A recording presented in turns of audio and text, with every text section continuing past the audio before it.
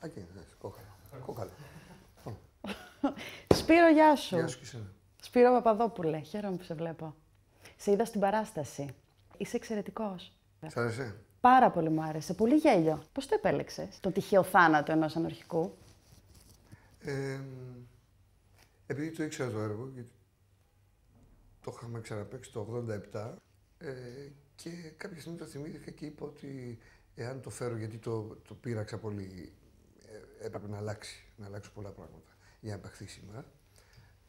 Και είπα ότι αν τα καταφέρω να το κάνω, από άποψη κειμένου, νομίζω ότι είναι πολύ επίκαιρο, δηλαδή σαν να γράφτηκε χθες το βράδυ. Πολύ επίκαιρο είναι, ναι. Και τελικώς έτσι έγινε. Ωραία. Δηλαδή δεν πιστεύει κανείς ότι είναι γραμμένο το 71, ας πούμε. Το είχε γράψει ο Ντάριο Φω.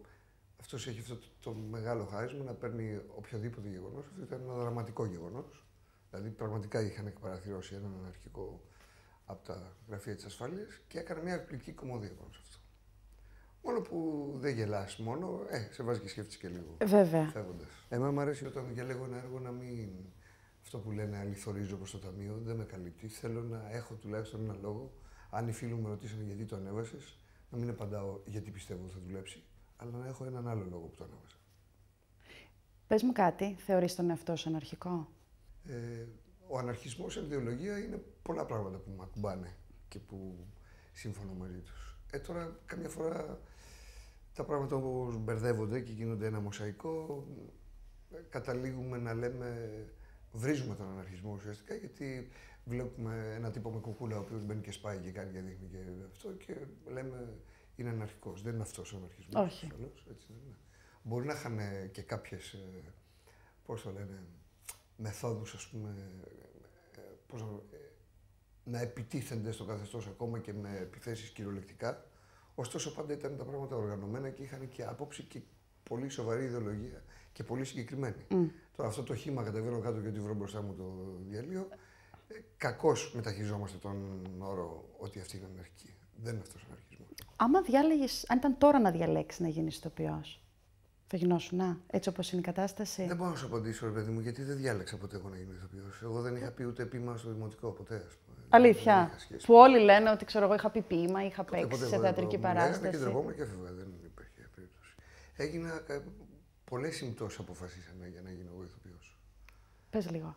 Τίποτα, μια κοπέλα μου άρεσε και την είχα πάει με μοτοσυκλέτα μέχρι τη διαβατική σχολή. Εμένα μου άρεσε να διαβάζω λογοτεχνία κτλ. Πάντα μου άρεσε.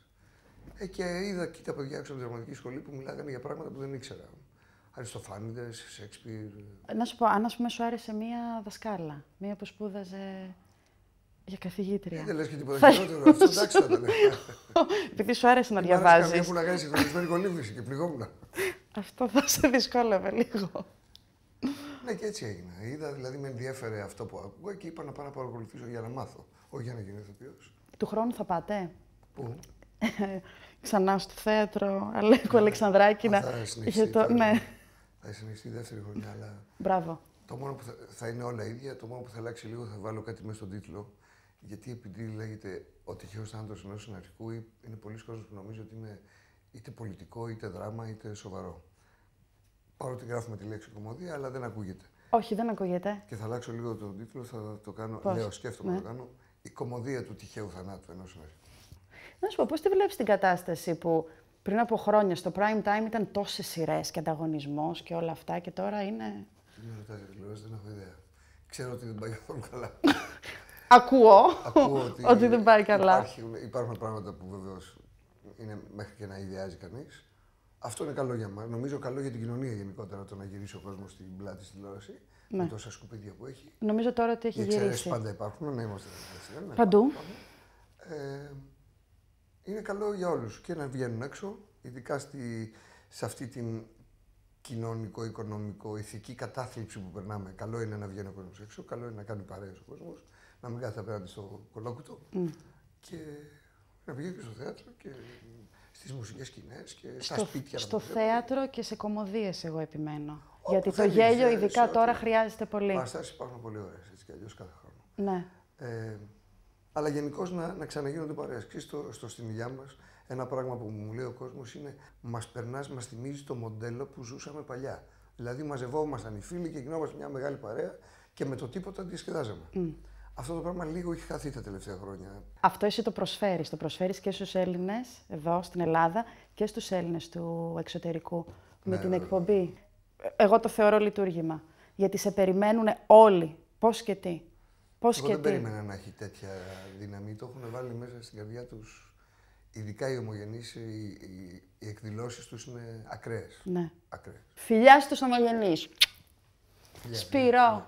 Χάρηκα πολύ που σε είδα. Καλή επιτυχία σε όλα. Καλή επιτυχία και σε σένα. Αν ασκήσει αυτό το Ευχαριστώ. προσπάθεια.